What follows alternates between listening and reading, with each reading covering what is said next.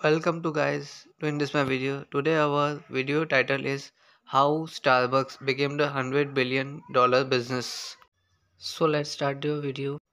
Starbucks का first store USA के शहर सियाटल में 1971 को ओपन हुआ था। स्टारबक की शुरुआत तीन दोस्तों ने मिलकर की थी जिनका नाम था जेरी बेल्टविन, गॉर्डन वोल्कर एंड जीव। और इनका ये बिज़नेस एक डिकेड के अंदर इतना बढ़ा कि इन्होंने स्टारबक्स के 5 नए आउटलेट्स ओपन कर लिए। लेकिन आज की तरह स्टारबक्स उस ज़माने में कॉफ़ी ड्रिंक्स नहीं बल्कि कॉफ़ी बीन्स, स्पाइसेस और टी को बैग और कैंस में भरकर सेल करते थे। पर एक दिन स्टारबक के एक एम्प्लॉय ने स्टारबक के तीनों ओनर्स के सामने कॉफ़ी सेल करने का एक आइडिया प्रपोज किया। पर स्टारबक के तीनों ओनर को ये आइडिया कुछ खास पसंद नहीं आया। पर उस एम्प्लॉय के बार बार मनाने पर स्टारबक के ओनर्स मान गए और कॉफ़ी सेल करने के आइडिया को अप्रूवल दे दिया। और स्टारबक ने फर्स्ट टाइम अपने आउटलेट पर कॉफ़ी को सेल किया। ये कॉफ़ी सेलिंग का बिज़नेस स्टारबक के लिए एक प्रॉफिटेबल वेंचर साबित हुआ, लेकिन कुछ टाइम बाद ओनर्स ने इस आइडिया को डिसकंटिन्यू कर दिया।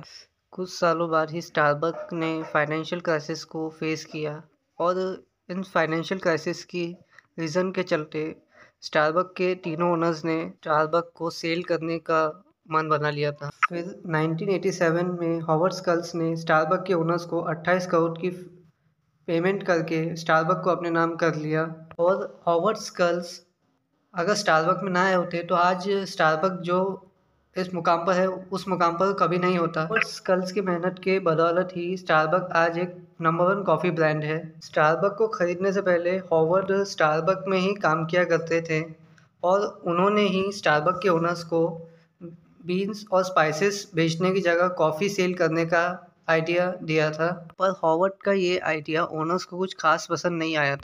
ओनर्स का मानना था जो चीज़ बिगड़ी नहीं है उस चीज़ को सुधार के क्या फ़ायदा, जैसा चल रहा है वैसे चलने देना चाहिए। पर हॉवर्ड के बार बार मनाने पर ओनर्स ने फाइनली स्टारबक में कॉफ़ी सेल करने की परमिशन हॉवर्ड को दे दी।